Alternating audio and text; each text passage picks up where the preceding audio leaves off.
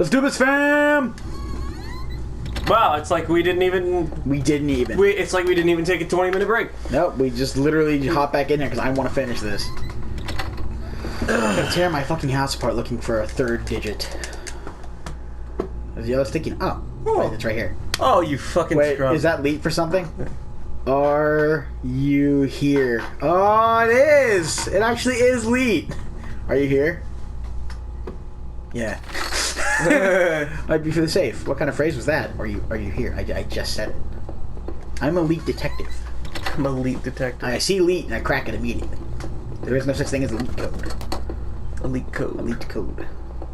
There's like an upside down creeper face on the wall. I don't know if you saw that. Where? Like, not in this room. I'll show you in a second. Did I try to open it? Yeah, man. Code worked. Pulled it open the small safe door and peered inside. There's a photo in there of Rachel and I when we had our first move into town.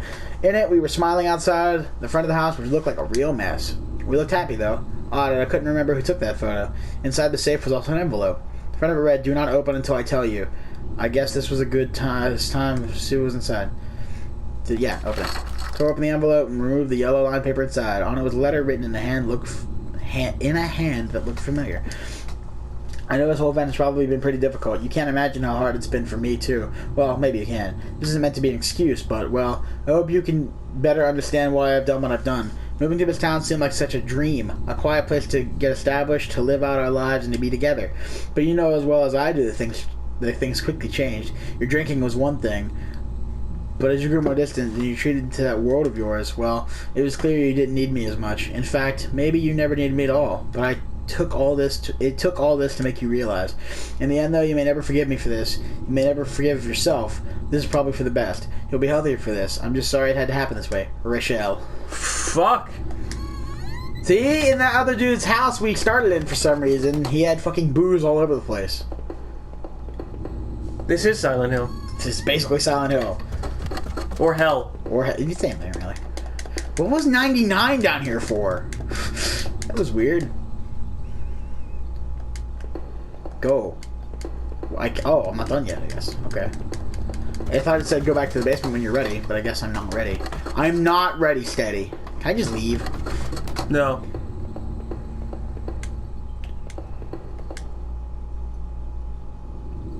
Oh.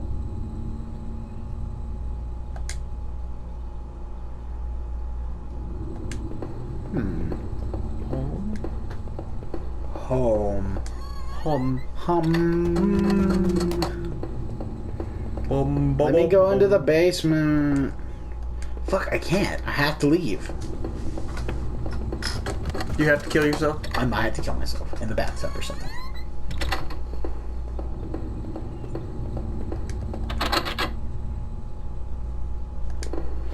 Or maybe I want to go to the backyard. Shoot some squirrels with a BB gun. They can take it. They're masculine squirrels. I literally think you have to go kill yourself. Yeah, but where? Okay. Maybe you just gotta leave the front door. Can I just play PS4? Please? Yeah, you can play Home on your PS4. Dude, if you could play Home inside Home, that'd be the best. It'd be the fucking worst game ever. It would probably be the worst game ever, to be fair. What was that 99 for, man? It's starting to bother me. I'll never know. I think I have to just leave, yeah. What's that? What? Back up. There's a... Oh. But I killed him. Yeah, that guy also died. I'll show you that creeper thing I was talking about. It's on the wall, right there. Oh, I see. Yeah, it's like an upside down creeper face. Not really, but yeah. It's got like a butthole mouth. Anyway, out we go. Living in this town hadn't been easy. Finding hope in some way to stay grounded. Kept me in line, gave me something to do, and helped me get away from my past. When the factory closed, everything changed. I guess that was when I had started sleepwalking, disappearing for hours at a time. I had MRIs and piles of doctor's reports, but nothing seemed to help, not even drinking. But I swear I tried to give up. I know it. The sleepwalking never really went away, though. But I knew Rachel had tried. I knew she had tried to be there for me, even when everything was falling apart. It's not an unearthed terrible truths, but I knew it was a final act of the long-standing horror I'd been living.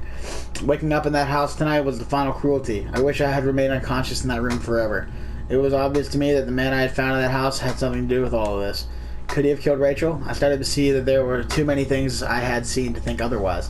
After making out of those tunnels, I thought that the sewers might feel safer. I was wrong. The security tape I had watched showed someone being attacked by what looked like 2 people. Oh. But who was it that was attacked? I found the contents of my wallet scattered throughout town. Why the hell had I been out there? Had my sleepwalking gone to some new extreme? The thought that I couldn't account for my whereabouts, but knew I had been to that forest and even Norman's place, well, it was terrifying. I didn't know what that meant, but at least I had recovered my things. Hopefully, I thought that would cover my tracks, so I wouldn't be blamed for all this. Deep within those woods, though, there were things became truly awful. But in that notebook, only made things worse. Rachel's name had been on that list, so what terrible plot was she a part of? There was a similar list of names in that desk back in those tunnels. What was the connection? One thing I could be sure of, despite my confusion, I knew Norman hadn't been the one who was going back to our old factory. He couldn't have been responsible for that dead guard then. I could take some solace in that. After the factory, I thought I might find some solace if I just go to Norman's store, but all I had found were more horrors and more questions. Now that I really consider it, that's when I should have seen it coming. Norman, what were you and Rachel up to? It was obvious things were more complicated than I ever imagined. How long have you been going behind my back? More importantly, why, Norman? Whoever had killed Rachel had probably gone after you too. Maybe they knew about what you were up to. I would never know peace, Norman, but despite your transgression, a part of me did hope that you would. When I had marched through the rain towards home, I desperately clung to the hope that this would be the end. And I guess in a way it did. But how would I have known how hopeless it all was? I started to feel disorientated when I sleepwalked. To think of it now, I guess I should have known from the terrible silence that greeted me when I first stepped into our house and stood there in the kitchen. There was no sound of television, radio, even the air was still. But seeing Rachel there, lying ruined and discarded in the basement, that was a horror I could never have imagined. I didn't know if I'd ever find the answers I craved, but I knew that somehow the other man I had found was responsible for this. If not directly, he must have had a hand in Rachel's death. So what was I doing in that damned house of his? Had I found out? Had I killed him? My damned condition made it difficult to know. Memories and time frames were always a mess, and I could never be sure. Knowing that man was dead, though, was cold comfort. My wife was gone, and no matter what happened to me now, I was lost forever. As I swung over the door and stepped out into the air, I caught the scent of wet grass and fog. Rachel, my beautiful wife, just the thought of her again, cold and inert. Inert. From the head to toe. What would I do now? Who could I turn to? It would only be a matter of time before the police got involved, before the neighbors knew. The front lawn was soft and giving beneath my feet, and I couldn't shake the urge that I shouldn't stand there, but rather that I should run. Wow. Well, That was very interesting. I'm pretty sure I missed stuff, of course.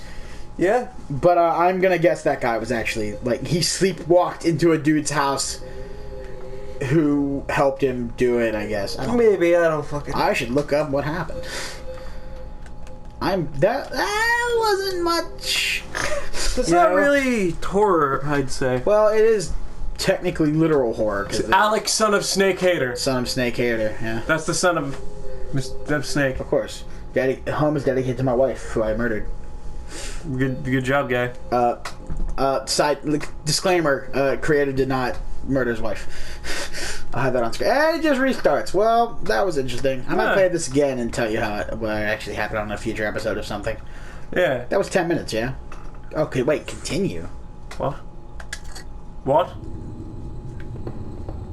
Am I in the house? I am. What the fuck? Oh. I guess continue just leaves you off here. Whatever. Okay. That's fine. Peace!